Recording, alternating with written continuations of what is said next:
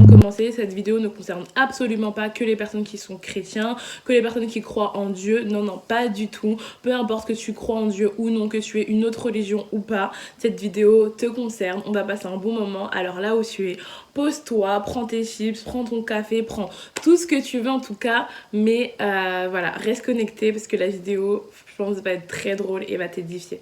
À tout de suite. Salut la team! J'espère que vous allez très bien, que voilà, vous passez une bonne journée, une bonne soirée. Je vais faire ma vidéo qui parle donc des préjugés versus la réalité sur ce que les gens pensent des jeunes chrétiens. Parce que comme vous le savez, oui, depuis ma première vidéo, je vais mettre un extrait là en fait, où j'avais dit que j'étais chrétienne. Il y aura des vidéos d'édification, il y aura des vidéos surtout pour les jeunes chrétiens, des vidéos qui vont être assez drôles. Je suis une jeune chrétienne. J'ai donné ma vie à Jésus-Christ il y a de cela maintenant 2 ans, c'est ça. C'était en 2018 et en fait dans ma chaîne il y aura beaucoup de vidéos d'édification et tout. Et on m'a beaucoup demandé mais Sephora c'est trop bizarre sur tous les réseaux, sur WhatsApp, sur Instagram, même Facebook et tout. Tu parles souvent, voilà, tu parles souvent de ton Dieu, tu parles tout le temps de Jésus-Christ et tout, mais pas sur YouTube. Et en fait, ça fait que 1 mois que je me suis lancée sur YouTube. Donc en fait, ça va arriver petit à petit. Les bonnes choses, je pense, mettent du temps à arriver. Mais quand elles arrivent, c'est très bien. Donc voilà, je vais parler en fait au fur et à mesure, emmener les choses doucement. Et je vous ai posé en fait des questions sur Instagram, j'ai posé des questions à mes proches, aux gens que je connaissais pas et tout. Je leur ai dit en fait c'est quoi les préjugés que vous avez sur les chrétiens, particulièrement sur les jeunes chrétiens. Parce que franchement nous les jeunes chrétiens... on a attaqué hein, récolté plusieurs préjugés. Bon, il y en avait qui revenaient beaucoup, donc je les ai rassemblés.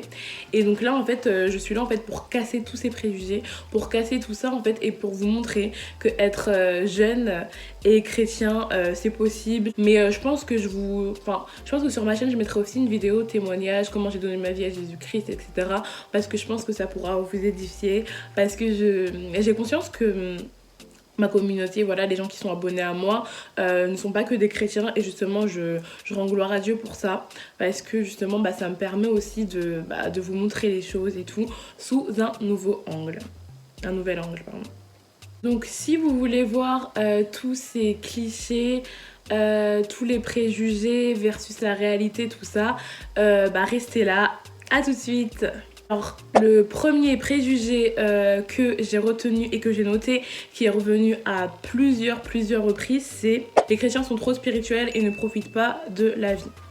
Déjà, pour vous profiter de la vie, c'est quoi? Alors, ça dépend déjà de la connotation que tu as de ça, mais je dirais que non, être avec les chrétiens, c'est pas du tout ennuyeux. Les chrétiens, c'est pas toujours des gens qui vont te parler H24 voilà, de la Bible ou dès que tu fais un truc, voilà, il est écrit que là. Non, enfin, on profite de la vie, en fait, on profite de la vie à notre façon. Mais sauf que, en fait, depuis que je suis en Christ, j'ai considéré ma façon de profiter autrement, en fait. Et si on s'amuse, si on rigole, on se fait tout le temps des blagues, mais... franchement, j'ai jamais autant ri, je pense, que depuis que je suis à Christ. Enfin, j'ai découvert mes frères et sœurs en Christ aussi dans l'église. Et en fait, je rigole tout le temps. Je suis tout le temps de très bonne humeur parce que la joie du Seigneur est ma force. Et même moi aussi, je suis dans une assemblée donc, qui s'appelle l'ACER. Ça veut dire en fait Assemblée chrétienne pour l'évangélisation et le réveil. Je vous en parlerai encore dans mes prochaines vidéos. Et franchement dans cette église on danse hein, on adore comme jamais, si on profite, on rigole, on danse, on est toujours dans la bonne humeur. Donc ça déjà ce cliché là hop, enfin je le barre, je le double barre et tout. Et je vais vous mettre je pense une vidéo, je vais vous insérer une vidéo de l'église où on danse en fait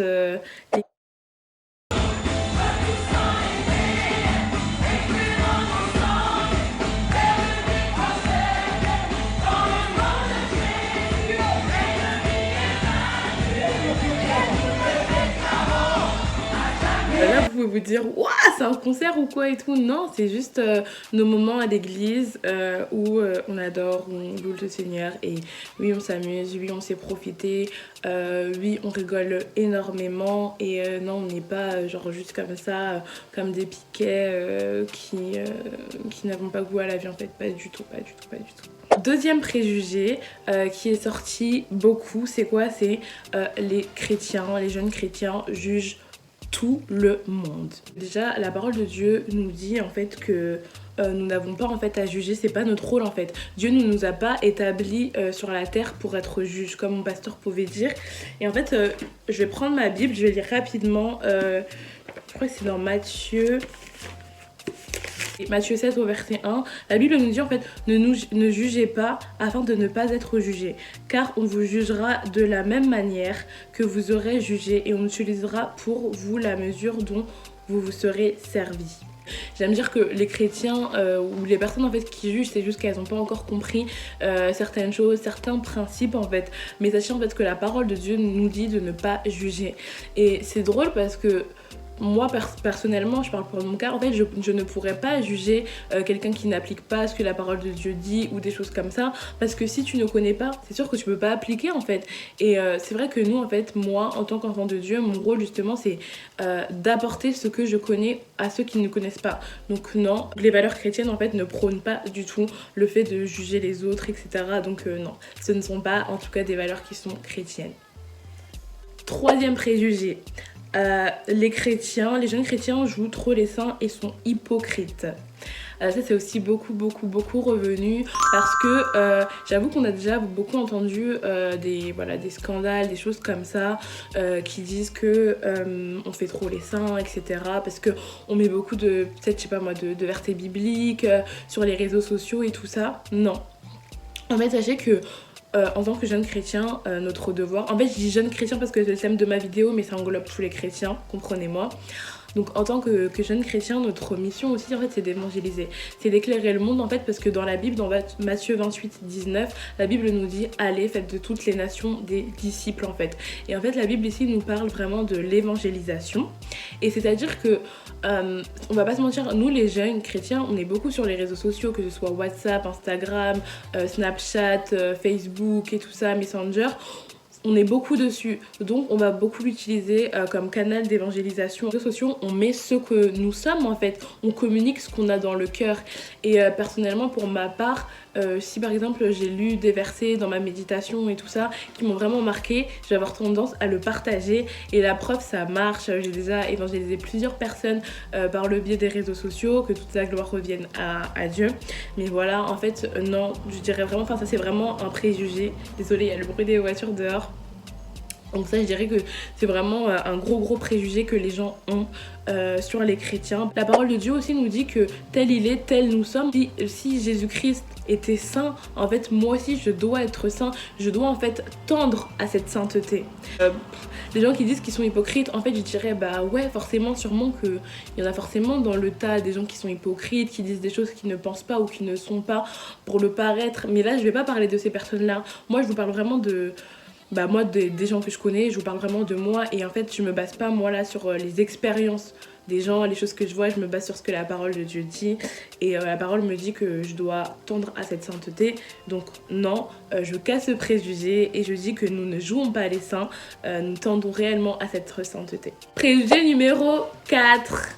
Alors ce préjugé là, je l'aime beaucoup, bon non, ça me fait vraiment rire. Attendez, je vous dis. Les jeunes chrétiens ne sont pas profonds. Ouais, ça c'est vraiment quelque chose qui est revenu aussi assez souvent. Nous en fait les jeunes chrétiens, on dit qu'on n'est pas profond, on connaît pas les choses et on veut trop parler, on met trop de versets sur les réseaux sociaux. On est jeune, on ne connaît pas. Ça vraiment, je dément ça.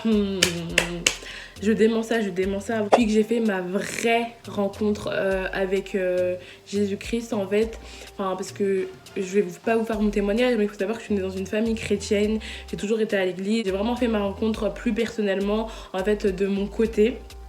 Et en fait, lorsque j'ai vraiment compris que la chrétienté en fait c'est pas une histoire de religion où tu parles avec un Dieu qui ne te répond pas, mais c'est vraiment plus en fait c'est une relation où vraiment t'apprends à parler avec Dieu, Dieu en fait te répond.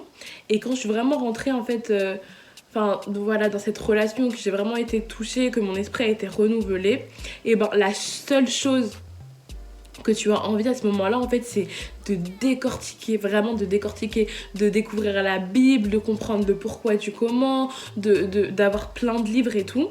Et moi c'est ce qui s'est passé dans mon cas, et je vous assure que la plupart des jeunes chrétiens avec qui je parle, mes frères et sœurs en Christ et tout, on est embrasés de feu et nos conversations ça tourne autour de ça. On peut en parler vraiment pendant toute une journée. Là en tête j'ai, je pense en fait à donc Jordi et Déborah, si vous passez par là, plein de bisous. Avec eux vraiment, enfin on aime trop décortiquer les versets et tout, ça nous fait grandir spirituellement. Et en fait la parole de Dieu aussi va nous dire dans Josué chapitre 1 au verset 8 en fait, que ce livre de la loi ne s'éloigne pas de ta bouche, mais dites-le jour et nuit, et c'est alors que voilà tes entreprises vont prospérer, etc. C'est vraiment des valeurs en fait qu'on m'a inculquées, et c'est aussi un désir de mon cœur.